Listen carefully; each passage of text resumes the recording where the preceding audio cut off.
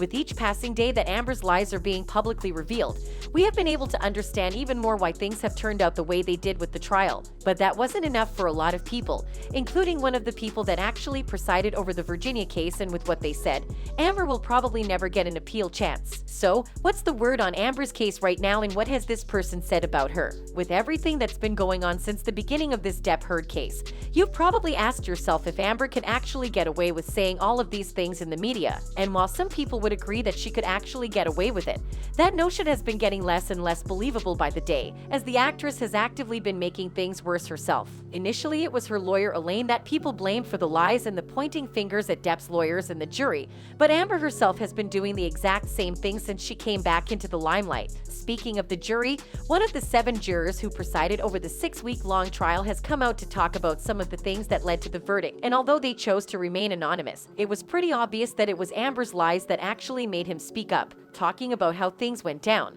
The jurors stated that there were many tells for them that Amber had been lying about a lot of things, and among these tells was the fact that the actress would try to get emotional when talking about Johnny, but then would get ice cold almost immediately after. And besides that, there was also the divorce settlement case, which proved beyond doubt that Amber was not in any way a credible person. But outside all of these, it wasn't just Amber that was responsible for how things turned out in the trial. According to the former juror, her legal team actually played a big part in making her lose the case. For starters, the fact that they were constantly being somewhat coercive to the witnesses by trying to make sure the people said exactly what they want to hear was just one of the many things that made them come off as arrogant and hostile, which in all things considered aren't particularly good qualities for a defamation case. Besides all of this, the juror also talked about the pictures that were shown where Johnny was visibly passed out from his alcohol use. The thing about showing them those pictures was that they actually understood that the man had a problem, which he repeatedly admitted on the stand and took responsibility for his actions before going to seek medical help, all of which could realistically happen to anybody,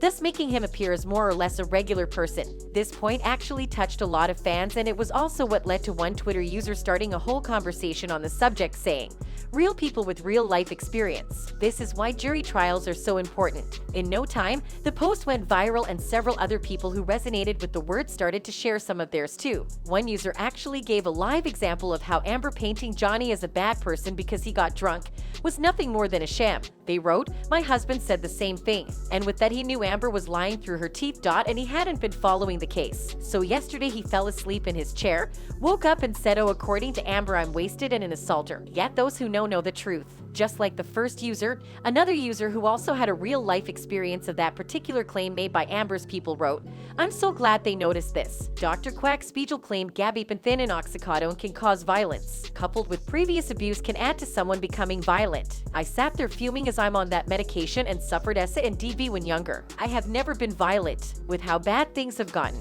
it's almost safe to say that there's no point in people actually coming out to state that Amber is a liar, because that tag has pretty much become her name, and if she keeps going at this rate, she just might lose everything that's left of her career. Tell us, do you think there's an easy way out of all this for Amber, or has she dug the hole too deep now?"